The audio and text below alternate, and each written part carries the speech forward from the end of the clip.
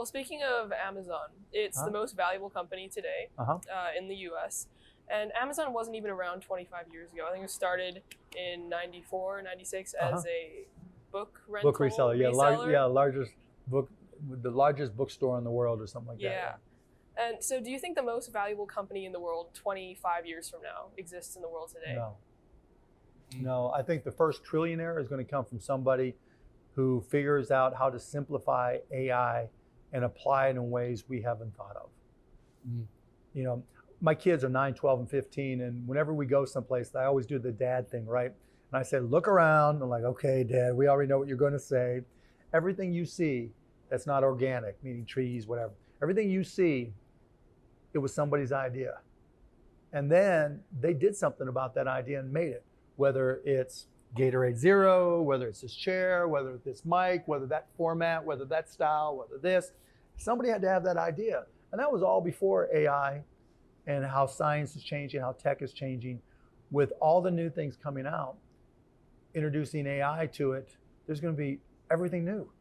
Maybe this chair design is not the best design. Maybe this bottle design is not the best bottle design. Maybe using AI will come up with better, formats, better, designs, better everything. And why will AI be different? Because the difference right now, today, for most 99.99% of people and companies, there's somebody who has kind of a feel for it, and they'll say, here's what I think will work, and I'm going to take a chance here, and I might produce a prototype, or I might start small and grow it, but I kind of have this feel for it. With AI, and as part of that, I might run a bunch of different simulations, but I'll pick these variables and I'll try them over and over and over again. What if this, what if that?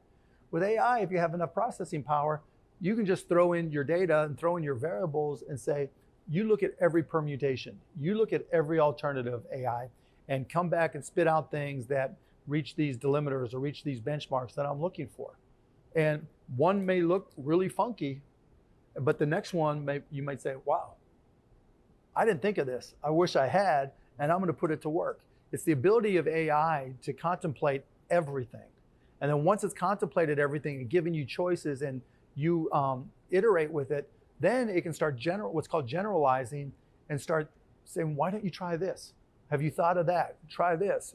And we haven't really seen implementations across all of business.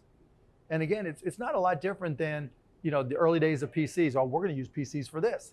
I remember one of the software programs I wrote was for a company called Zales, a jewelry company.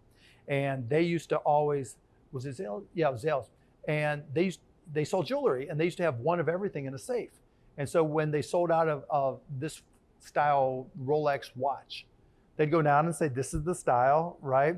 Maybe they had a picture if it was really expensive. And I wrote an application that integrated video with a database, with multi-user server, and just let them look it up by picture or look it up by part number. So they didn't have to store all that money's worth of stuff. That was like huge to them, huge. Now that just seems so simple and so stupid, right? You can do that with your eyes closed. AI is going to have those same type of transformational business applications.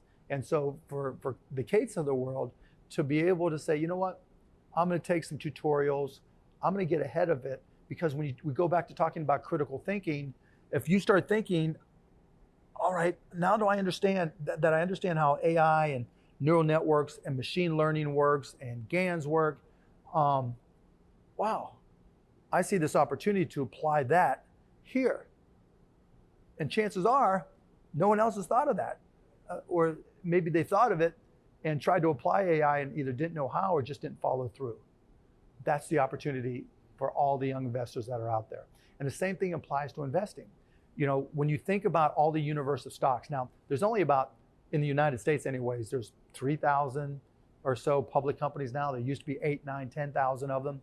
So the universe isn't as big, but being able to go through all the data that's available online that applies directly or tangentially to any given company or officer of the company or employee of the company and find nuanced information is big.